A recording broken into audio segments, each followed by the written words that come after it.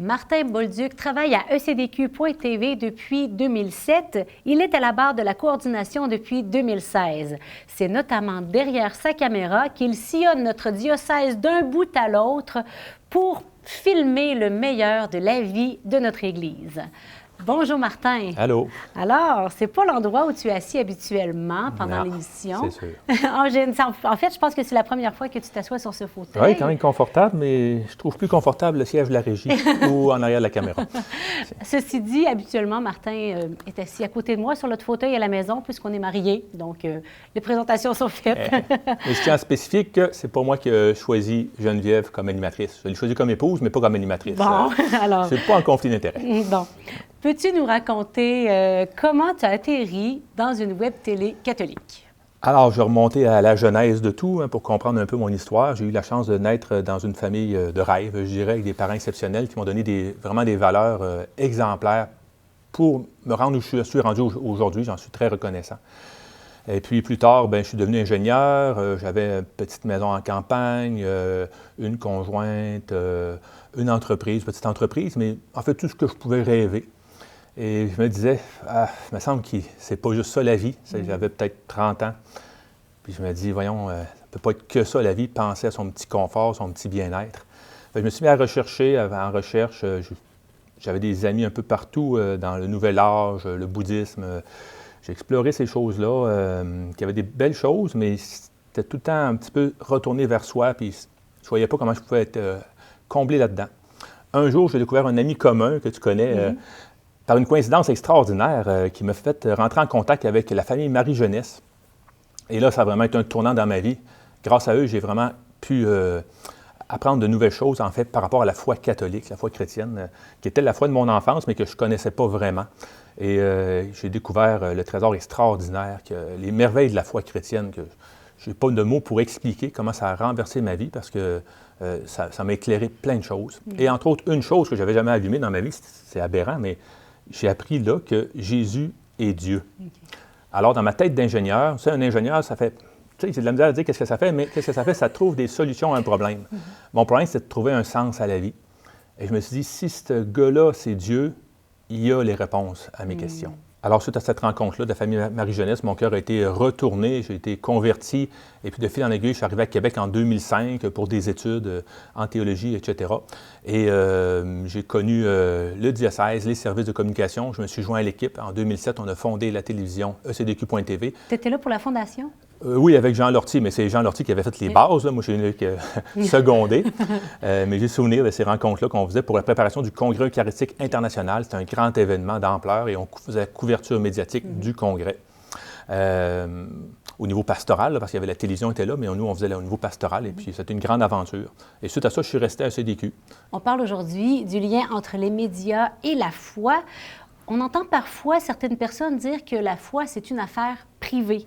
Selon toi, quelle est la place de la foi dans le monde médiatique?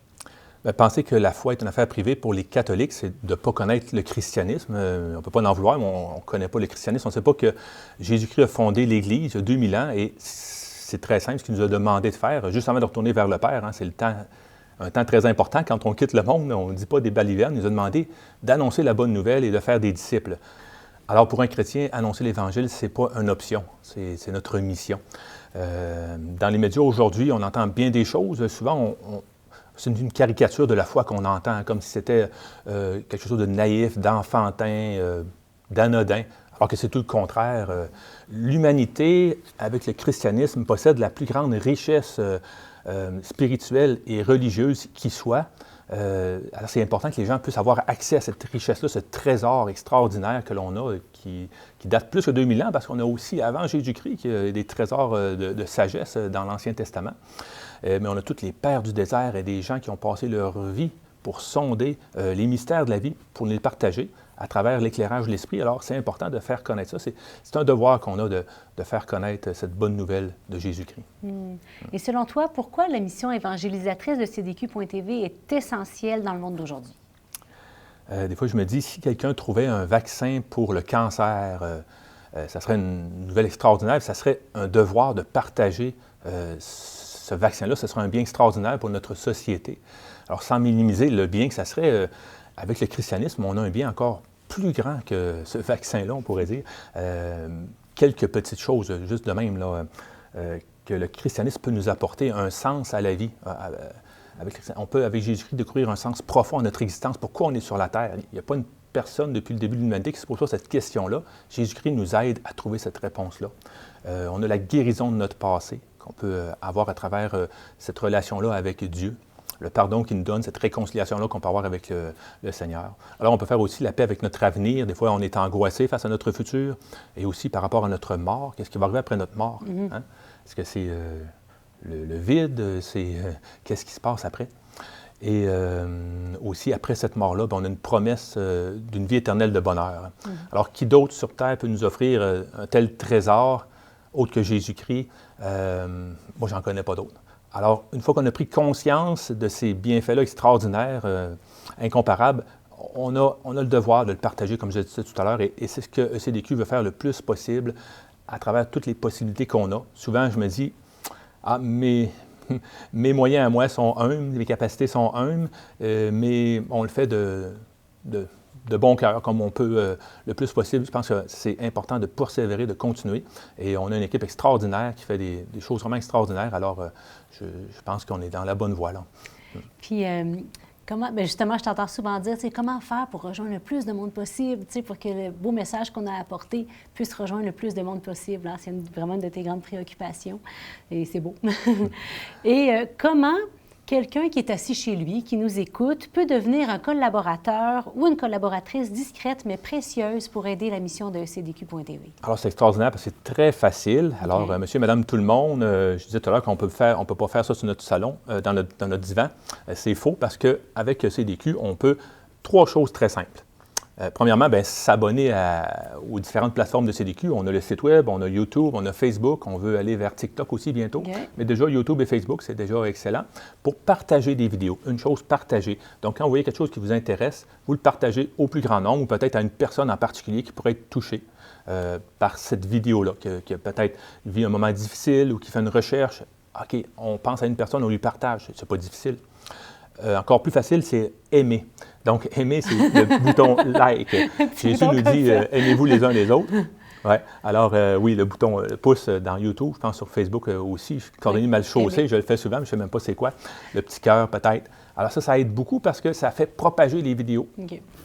Et aimer la page Facebook de CDQ, s'abonner à la page YouTube, au compte YouTube. Et vous allez voir, ça va aider à propager les vidéos. Et troisièmement, ça a l'air de rien, mais commenter. Les algorithmes aiment beaucoup les commentaires parce que ça leur fait dire qu'il y a de l'action qui se passe autour de cette vidéo-là, que ça va être intéressant. Donc, commenter, un commentaire positif, un questionnement, même un débat, si vous voulez, c'est correct. Donc, écrire des commentaires en bas des vidéos, ça aide beaucoup. Propager la bonne nouvelle. Absolument. Tout le monde peut le faire. Je profite de l'occasion aussi pour remercier tous les gens qui ont un intérêt pour ECDQ, qui visionnent nos vidéos, qui les partagent, qui les aiment, qui les commentent. Poursuivez. C'est une façon d'œuvrer, de donner de l'espérance à notre monde. Un grand merci, Martin, pour ton travail, donc, et pour tout ce que tu fais pour faire connaître et aimer Jésus, parce que je sais que c'est ce qui t'habite au plus profond de ton cœur. Absolument. Merci beaucoup. Bonne mission.